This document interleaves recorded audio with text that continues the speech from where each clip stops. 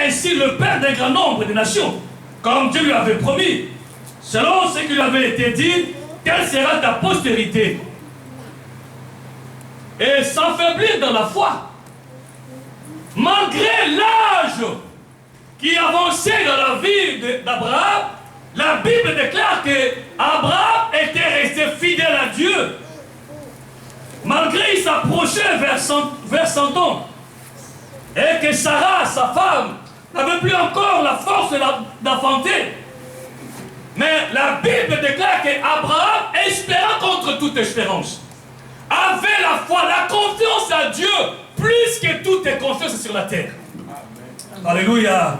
Et la Bible déclare qu'il ne douta point, même par incrédulité, au sujet de la promesse que Dieu lui a faite. Il dit que non, je crois à la promesse de Dieu. Et je sais celui qui a fait la promesse. Amen. Amen. Ce n'est pas un homme, mais c'est Dieu. Alléluia. Amen. Et il fut fortifié par la foi, donnant gloire à Dieu et à la pleine conviction que ce qu'il promet, il peut aussi le réaliser. Amen. Amen. Nous voyons qu'Abraham, malgré fatigué, mais Abraham a placé toute sa confiance en Dieu. Abraham n'a pas regardé son corps qui s'approchait vers les centenaires. Mais Abraham a fait confiance en Dieu. Il a dit, ce qu'il a promis, je sais qu'il est aussi capable de l'accomplir. Je veux ce matin que vous restez fidèles à Dieu. Même si ce que vous avez demandé à Dieu, vous ne l'avez pas encore touché, vous ne l'avez pas encore palpé, mais au moins restez fidèles à Dieu. Restez confiants à votre Dieu, car il vous le donnera. Amen. Car Dieu vous donnera ce que vous lui avez demandé. Amen. Le temps lui appartient. Il connaît les temps. Il connaît les temps qu'il va libérer la grâce dans votre vie.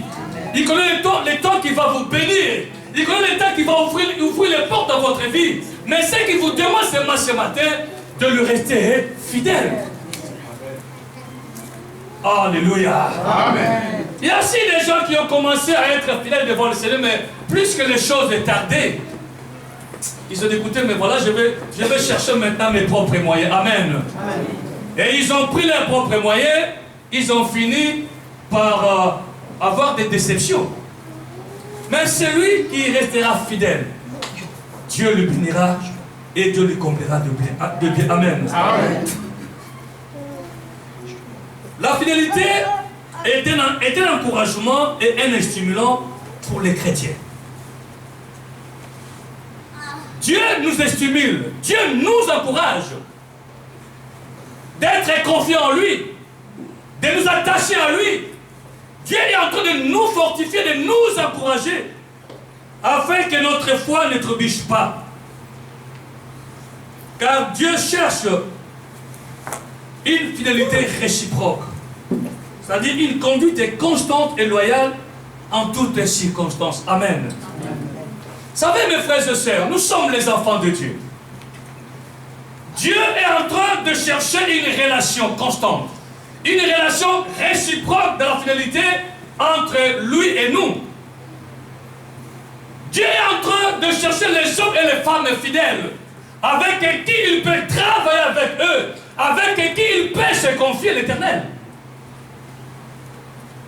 Même les circonstances vous accablent, même les choses sont devenues un peu dures dans votre vie, mais au moins restez fidèles devant le Seigneur. Amen. Amen.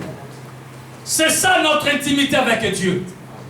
Même les circonstances sont devenues difficiles dans votre vie, mais au moins vous gardez votre fidélité comme Abraham aussi l'avait gardé. Amen. Et c'est cette fidélité-là qui va pousser Dieu d'agir dans votre vie.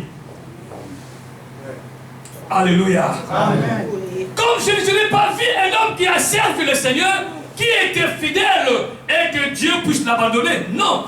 Dieu finissait toujours par venir le soutenir et l'accompagner. Amen. Amen. Même dans les circonstances.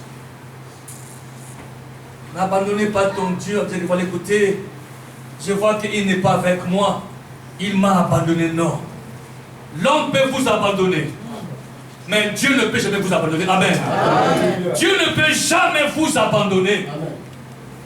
Il est fidèle et il restera toujours fidèle. Amen. Amen. Nous allons voir rapidement dans Daniel. Daniel chapitre 4, versets 7 à 9. Plutôt, oui, Daniel, qu'est-ce que je dis? Daniel 6 plutôt. Daniel 6, verset 10, et après on va lire verset 16 à verset 22.